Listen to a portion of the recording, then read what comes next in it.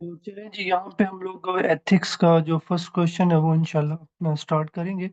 तो first question क्या है जी, एक 80 ईयर ओल्ड जो है ना वो आपके पास ककेशियन मैन हॉस्पिटलाइज हुआ है। क्यों हुआ है? क्योंकि इसको इस्केमिक स्ट्रोक हुआ था, ठीक है? Because of ischemic stroke. अब इस बंदे की हिस्ट्री क्या है? इसको हाइपरटेंशन है, क्रोनिक रीनल फेलियर और सीओपीडी जो है ना आपका डिज़ीज़ है, और इसी तरह इसको डीजेनरेटिव जॉइंट डिज़ीज़ है, उसने ये बताया हुआ है। अच्छा, ये बंदा स्मोकर भी है, उसके बाद ये बंदा अपने घर पे रहता है, अकेला रहता है, और ये 5 स्टोरी बिल्डिंग के अंदर 3rd फ्लोर पे रहता है। 3 दिन मतलब जब ये हॉस्पिटल में था, 3 दिन बाद इसको डिस्चार्ज करने का सोचा गया है, और अब ये डिस्चार्ज करने लगे हैं इसको। और जब इसको डिस्चार्ज करने लगे हैं तो ज़ाहिर-सी बात है, मतलब इस पेशेंट के अंदर कुछ जो है ना वो न्यूरोलॉजिकल जो सिक्वेले हैं, वो आपके पास जो है ना वो बचे हैं। और ये बंदा कुछ खा नहीं सकता, कुछ वॉक नहीं कर सकता और मूव नहीं कर सकता। मतलब इसको हेल्प चाहिए ये काम करने के लिए, अगर हेल्प नहीं होगी तो ये काम नहीं कर सकता। फिर उसने ये लिखा है कि इसका जो नेफ्यू है ना, ठीक है? वो इसके मतलब पास नहीं रहता, और उसने मना भी कर दिया है कि जो है ना मैं इसकी केयर नहीं कर सकता, मैं इसका ख़्याल नहीं रख सकता। तो आप पेशेंट को कहाँ पे भेजोगे? तो यहाँ पे मैं रिपीट कर देता हूँ। फर्स्ट ऑफ ऑल क्वेश्चन ये है कि एक ओल्ड एज पर्सन है जो हॉस्पिटलाइज़ हुआ था इस्केमिक स्ट्रोक की वजह से। अभी आप उसको डिस्चार्ज करने लगे हैं, और ये बंदा खा नहीं सकता, पी नहीं सकता, मूव नहीं कर सकता विदाउट असिस्टेंस, और इसका जो नेफ्यू है ना, उसने भी मना कर दिया कि ये इस बंदे का ख़्याल नहीं करेगा। अब आप इस बंदे को कहाँ भेजोगे? इसको घर में भेजोगे? क्या करोगे? ठीक है? तो उसने यहाँ पे ऑप्शन दी हुई है, इसको नर्सिंग होम भेजेंगे, या विज़िटिंग जो स्किल्ड नर्स होती है वहाँ पे इसको रेफ़र करेंगे, या एचएचए सर्विस से के अंदर भेजेंगे, या होस्पाइस केयर के अंदर भेजेंगे। अच्छा, अब ना सबसे पहले हम ऑप्शन बाय ऑप्शन चलते हैं। सबसे पहले अगर मैं बात करूँ डी ऑप्शन की, होस्पाइस केयर। भई होस्पाइस केयर हम लोग तब रिकमेंड करते थे जब किसी बंदे को टर्मिनल इलनेस हो। इस बंदे को कोई टर्मिनल इलनेस नहीं है, ठीक है? ये ना ही यहाँ पे ज़िक्र हुआ है, तो दैट्स व्हाई ये ऑप्शन गलत हो जाएगा। अच्छा, फिर उसके बाद एचएचए सर्विस है। ये जो होम हेल्थ एड सर्विस होती है ना, फर्स्ट ऑफ ऑल हर बच्चे को ये पता होना चाहिए कि ये आपकी जो मेडिकेशन है ना, और आपकी जो हेल्थ की इवैल्यूएशन होती है ना, इसको ये मेजर नहीं करती। तो अगर आप पेशेंट की मेडिकेशन या उसकी हेल्थ को इवैल्यूएट नहीं कर सकते, तो हम ऐसी सर्विस रिकमेंड नहीं करेंगे, तो ये भी गलत हो जाएगा। उसके बाद है स्किल्ड विजिटिंग नर्स। अब देखो भई, सीधी-सी बात है, जो विजिटिंग नर्स होगी, वो इसकी मेडिकेशन का भी ख़्याल करेगी, ठीक है? वो इसको पीरियोडिक मेजर भी कर लेगी, इसकी जो हेल्थ होगी, लेकिन वो इसके साथ परमानेंट नहीं रह सकती। आपने पेशेंट को रेफ़र करना है जहाँ पे परमानेंट इसके साथ जो है ना, वो इसको सपोर्ट मिले, इसका ख़्याल रखा जाए। तो नर्स तो नहीं इसके साथ परमानेंट रह सकती। फिर मतलब जो विजिटिंग नर्स होगी, जो स्किल्ड नर्स होगी, जो प्रोफेशनल होगी, तो पीछे क्या बचेगा? नर्सिंग होम बचेगा। ये आपने इसमें याद रखना है। तो बेसिकली वो पेशेंट जिनको मल्टीपल कोमॉर्बिडिटीज़ होती हैं, ठीक है? उनको स्पेशल केयर की ज़रूरत होती है, और वो उनको सिर्फ़ और सिर्फ़ नर्सिंग होम के अंदर मिल सकती है। अच्छा, यहाँ पे एक और पॉइंट बता दूँ, अगर इवन ये बंदा मतलब मेंटली कॉम्पिटेंट भी हो, ठीक है? और ये बंदा नर्सिंग होम की मना भी करेगा ना, तो स्टिल जो आपके पास ये अडल्ट ये प्रोटेक्शन सर्विसेज़ होती हैं, या जो आपकी सोशल सर्विसेज़ होती हैं, ये स्टिल मतलब रिकमेंड करती हैं कि इस बंदे को आपने नर्सिंग होम ही भेजना है। ये आपने इसमें याद रखना है। तो ये आपको पता होना चाहिए। अच्छा, अब आप इसको मतलब नर्सिंग होम कब नहीं भेज सकते? आप इसको उस कंडीशन में नहीं भेज सकते जब तक इसके साथ कोई ऐसा बंदा ना हो, जो इसको कहे कि मैं इसकी रिस्पॉन्सिबिलिटी लेता हूँ। ज़ाहिर-सी बात, आप इस अकेले को तो नहीं ना घर भेज देंगे, ठीक है? आप इसको घर तभी भेजेंगे जब इसकी कोई केयर करने वाला होगा, ठीक है? होम हेल्थ जो एड होती है ना, उसके अलावा मतलब जब भी आपने किसी बंदे को घर भेजना है, तो आपके पास ये प्रूफ होना चाहिए कि यार इस बंदे को कोई ख़्याल करने के लिए है।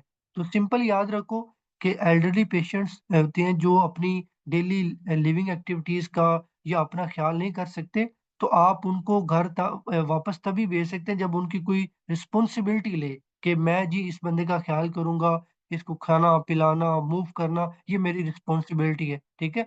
अदरवाइज़ आप जो है ना वो क्या करेंगे, अगर कोई इस तरह से पॉसिबल ना हो, तो आपने इस पेशेंट को क्या करना होता है, नर्सिंग होम में भेजना होता है। तो आसान जो मेन कांसेप्ट है ना इस क्वेश्चन के अंदर, वो मेन क्वेश्चन के अंदर जो नॉलेज है वो ये है कि आपको पता होना चाहिए कि कब आपने किस बंदे को नर्सिंग होम के अंदर भेजना है। तो एल्डरली पर्सन हो, जो अपनी डेली की एक्टिविटीज़ नहीं कर सकता, अपना ख़्याल नहीं कर सकता, और उसके बाद उसका घर के अंदर कोई दोस्त, फ्रेंड, रिलेटिव भी नहीं है जो इसका ख़्याल करे, ठीक है? क्योंकि ज़ाहिर-सी बात है, अगर आप मरीज़ को घर भेजोगे तो आपने इसकी ट्रीटमेंट का फ़ॉलो-अप, इसके मेडिकल का फ़ॉलो-अप, आपको कोई गारंटी चाहिए ना ये बंदा घर जाके ख़्याल करेगा अपना। तो अगर कोई भी नहीं है तो फिर आप इसको नर्सिंग होम में भेजेंगे। वहाँ पे फिर जो है ना वो इसका ख़्याल किया जाएगा, इसकी मेडिकेशन का, इसकी हेल्थ इवैल्यूएशन का। तो ये आप लोगों ने इसके अंदर जो है ना वो याद रखना है। तो ये बेसिकली आपके पास था कि कब आपने कौन से पेशेंट को जो है ना वो नर्सिंग होम के अंदर रेफ़र करना होता है। तो चलें यहाँ स्टार्ट करते हैं। यहाँ पे हम लोग सेकंड क्वेश्चन जो है ना वो स्टार्ट करेंगे। तो फ़र्स्ट ऑफ़ ऑल जो सेकंड क्वेश्चन है इसमें उसने क्या बताया हुआ है कि आपके पास एक ना पेशेंट आया था। उस पेशेंट को डायबिटीज़ थी, उसको मलेज़, फटीग, एब्डोमिनल पेन था, ठीक है? उसकी मतलब वाइफ़ ने बताया है कि ये मतलब large amount of water consume कर रहा है और यूरिनेट बहुत ज़्यादा कर रहा है। अच्छा, पेशेंट की म्यूकस मेम्ब्रेन ड्राई है, पेशेंट कन्फर्म हुआ है इसको डीके है। एडमिशन के बाद पेशेंट को सीज़र हुआ है, ठीक है? और उसके बाद उसने ये बताया कि ये जो पेशेंट को सीज़र हुआ है ना, जब इसने इंसुलिन इन्फ्यूजन ली थी ना, इसको तब हुआ है। मतलब जो इंसुलिन 10 टाइम इंडिकेट की हुई थी, इसको लेने के बाद मरीज़ को सीज़र हो गया है। फिर आपने इसको आईसीयू में शिफ्ट किया है, वहाँ पे इसको एरिथमिया हुआ और ये बंदे की जो है ना वो डेथ हो गई है। इसकी वाइफ़ ने जो है ना वो मतलब इसकी वाइफ़ इनकंसोलेबल है, मतलब वो चुप नहीं कर रही, ठीक है? और वो कह रही है कि ये हॉस्पिटल मतलब इसके जो हस्बैंड की डेथ हुई है ना, वो मतलब अस्पताल की वजह से हुई है, ठीक है? अब उसने ये लिखा है कि जो हॉस्पिटल एडमिनिस्ट्रेशन है ना, उसने एक रूट काज़ एनालिसिस जो है ना वो परफ़ॉर्म की है। तो आप बताएँ सबसे पहले रूट काज़ एनालिसिस के अंदर क्या स्टेप होगा? सबसे पहले व्हाट इज़ रूट काज़ एनालिसिस? मैं थोड़ा-सा रिव्यू दे देता हूँ। रूट काज़ एनालिसिस एक ऐसा टूल है, जो हम लोग यूज़ करते होते हैं जब कोई भी मेडिकल एरर होता है, ठीक है? यहाँ पे एक मेडिकल एरर हुआ है ना, कि पेशेंट को इंसुलिन देने के बाद उसकी डेथ हो गई, सीज़र्स हुए, एरिथमियाज़ हुए, ठीक है? तो ये एक मेडिकल एरर है। इस एरर को देखने के लिए हम लोग एक टूल यूज़ करते हैं जिसको बोलते हैं रूट काज़ एनालिसिस, ठीक है? ये जो टूल होता है ना, ये इम्प्रूव करने के लिए होता है। इस टूल में हम देखते हैं कि ये क्या हुआ है बंदे को, ये क्यों हुआ है और ये कैसे हुआ है? मतलब what, how and why an undesirable outcome occurred, मतलब ये जो मरीज़ के अंदर प्रॉब्लम बनी है, ये क्यों हुई है, कैसे हुई है, ठीक है? ये चीज़ें हम लोग इसके अंदर जो है ना वो देखते होते हैं। अच्छा, अब यहाँ पे हम लोग कुछ स्टेप्स को पहले पढ़ेंगे कि जो रूट काज़ एनालिसिस होते हैं इसके कुछ स्टेप्स होते हैं। आपने स्टेप बाय स्टेप चलना है। सबसे पहला स्टेप होता है मरीज़ का डाटा कलेक्ट करना है, ठीक है? सेकंड पे होता है कि आपको जो डाटा मिला है ना, आपने इसका फ्लो चार्ट बनाना है, ठीक है? आपने इसका क्या करना है, फ्लो चार्ट बनाना है। फ्लो चार्ट का मतलब ये होगा कि आपने फैक्टर्स देखने हैं कि यार ये इस वजह से हुआ है। थर्ड नंबर पे आपने क्या करना है, जब आपने फ्लो चार्ट बना लिया ना, फिर आपने काज़ को देखना है कि यार इसका मसला बना क्यों है? थर्ड नंबर पे काज़ को देखते होते हैं। फोर्थ नंबर पे क्या करते होते हैं, हम कुछ रिकमेंडेशन करते हैं, कुछ इम्प्लीमेंट जो है ना वो चेंजेज़ लेके आते हैं, ठीक है? फोर्थ नंबर पे ये करते होते हैं। फिफ्थ नंबर पे हम लोग देखते हैं कि हमने जो इम्प्लीमेंटेशन की है, जो रिकमेंडेशन की है, उसकी वजह से क्या चेंज आई है, मतलब क्या रिजल्ट्स हैं। तो these are the 5 steps which are included in root cause analysis.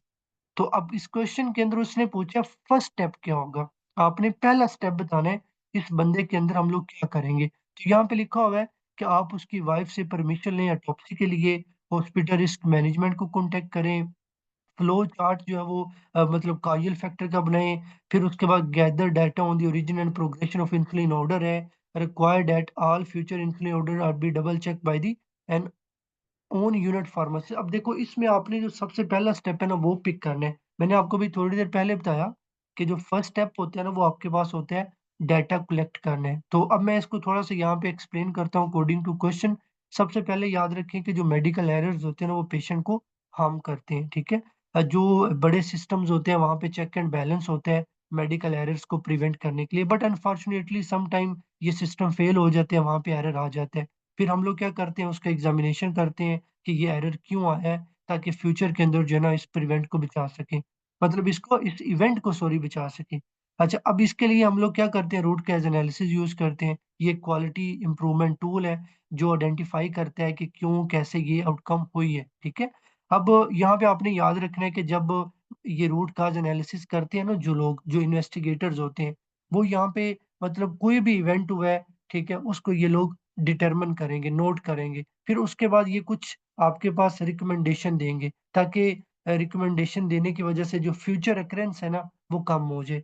ये आपने याद रखना है। अब इसके 5 स्टेप्स होते हैं, मैंने पहले भी बताया। अच्छा, सबसे पहला स्टेप होता है मरीज़ का डाटा कलेक्ट करना, मरीज़ के बारे में पूरी इन्फॉर्मेशन, उस इवेंट के बारे में पूरी इन्फॉर्मेशन। अब यहाँ पे क्या हुआ है, मरीज़ को इंसुलिन दी गई है, इंसुलिन के बाद उसको मसला बना है। तो अब इसमें हम क्या करेंगे, सबसे पहले हम इंसुलिन के बारे में मतलब सबसे पहले क्या करना है, जो मरीज़ को इंसुलिन एंटर किए ना, उसका हम लोगों ने डाटा लेना है। फिर उसके बाद फार्मेसी से ये जो मेडिसिन आई है, हम इसका डाटा लेंगे कि इंसुलिन की टाइप ठीक है, ये गलत आई है।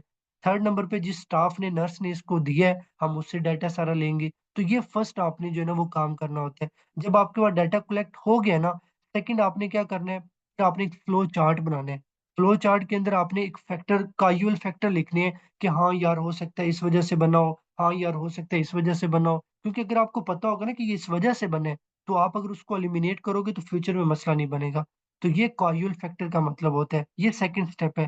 थर्ड स्टेप पे आपने क्या करना है, जो काउज़ल फैक्टर के पीछे वजह है ना, आपने उसको जो है ना वो क्या करना है, फाइंड आउट करने हैं, उसको उस रूट कॉज़ को देखना है, ठीक है? जो उस मतलब उसके पीछे वजह को देखेंगे, अगर ये एक फैक्टर है ना, तो इस फैक्टर के पीछे जो वजह है, आपने उसको जो है ना वो क्या करना है, मालूम करना है, जानना है, रूट कॉज़ उसको बोलते होते हैं। अच्छा, ये थर्ड स्टेप है। फोर्थ स्टेप पे आप पे क्या करोगे, मतलब आपको पता चल गया कि ये क्यों हुआ है, ठीक है? इसकी वजह क्या है? अब आपने कुछ जो है ना वो रिकमेंडेशन देनी है, कुछ इम्प्लीमेंटेशन करनी है, ठीक है? फोर्थ नंबर पे आपने ये करना होता है। और मतलब मैं आपको एग्ज़ाम्पल देता हूँ, जिस तरह इधर ये जो है ना वो आपके पास लेट्स सपोज़ यहाँ पे जो हादसा हुआ है, ठीक है? अगर यही जो है ना वो जो मरीज़ को इंसुलिन दी गई है, अगर आप इसको डबल चेक कर लो, ठीक है? फार्मासिस्ट अगर इसको डबल चेक कर लेता, यार मैं ये सही दे रहा हूँ, ये गलत दे रहा हूँ, तो हो सकता है ये इवेंट ना होता। तो मतलब ये है कि आपको पता होना चाहिए कि आप किस स्टेप के साथ चल रहे हो। क्योंकि अगर वो चीज़ें नहीं पता होगी तो क्वेश्चन गलत हो जाएगा। और फिफ्थ नंबर पे आपने जो है ना उसका रिज़ल्ट देखना होता है। तो यहाँ पे ये जो उसने ई ऑप्शन लिखा हो ना, required at all features order भी डबल चेक, ये तो 4th नंबर पे आता है ना कि आपने एक रिकमेंडेशन की, एक इम्प्लीमेंटेशन की है कि यार ये चीज़ करनी है, ठीक है? और क फ्लो चार्ट ये आपका 2nd नंबर पे आता है, ठीक है? ये 1st नंबर पे नहीं आता। अच्छा, पीछे आपका आता है ऑटोप्सी। भाई देखो, ऑटोप्सी आपको बता सकती है कि मरीज़ की डेथ क्यों हुई है, लेकिन ये आपका जो है ना वो मतलब ये नहीं बताएगी कि पेशेंट को जो रॉन्ग डोज़ ऑफ इंसुलिन दी गई है, इसकी ये वजह है। ये आपको ये नहीं बताएगी। ये आपने इसमें याद रखना है। तो दैट्स व्हाई ये इनकरेक्ट ऑप्शन है। अच्छा, फिर उसके बाद है contact the hospital risk management. अब ये हो सकता है मतलब रीज़नेबल हो, लेकिन ब आपने एक चीज़ याद रखनी है कि ये रूट कॉज़ एनालिसिस का पार्ट नहीं है, ठीक है? मैंने आपको जो रूट कॉज़ एनालिसिस के स्टेप्स बताए ना, आप लोगों ने जस्ट उन्हीं को याद रखने हैं। तो ये बेसिकली आपके पास जो है ना वो मतलब कह लें कि सेकंड क्वेश्चन था। यहाँ पे मैं इसका ओवरव्यू दे देता हूँ in the last. First of all आपको ये पता होना चाहिए, रूट कॉज़ जो एनालिसिस है ना, ये एक टूल है, ठीक है? इस टूल के थ्रू हम लोग क्या करते हैं, जो हमारे पास मेडिकल एरर्स होते हैं ना, स्पेशली जो मरीज़ की केयर के अंदर आते हैं, उनको हम लोग जो है ना वो मतलब उनकी कह लो कि इन्वेस्टिगेशन करते होते हैं कि यार ये मसला क्यों बना है, कैसे हुआ है, ठीक है, इसकी क्या वजह है, ये आपने याद रखना है। फिर इसके कुछ स्टेप्स होते हैं, सबसे पहला डाटा इकट्ठा करो, डाटा के बाद काउज़ल फैक्टर देखो, फिर उसके बाद उसकी रीज़न देखो कि ये फैक्टर जो है ना, फैक्टर के पीछे वजह क्या है। 4th नंबर पे रिकमेंडेशन दो और 5th नंबर पे आपने उसकी मतलब आउटकम देखनी है। तो ये आप लोगों ने इसके अंदर जो है ना वो चीज़ें याद रखनी है। तो ये बेसिकली आपके पास थे फर्स्ट 2 क्वेश्चन्स, ये आप लोगों ने अच्छे से देखने हैं, ठीक है? जो चीज़ें बताई हैं इनको आप लोगों ने याद रखना है। ये आप लोगों के जो है वो यूएसएमएल स्टेप 1, स्टेप 2, स्टेप 3 इंशाल्लाह तीनों में जो है ना वो काम आएँगी।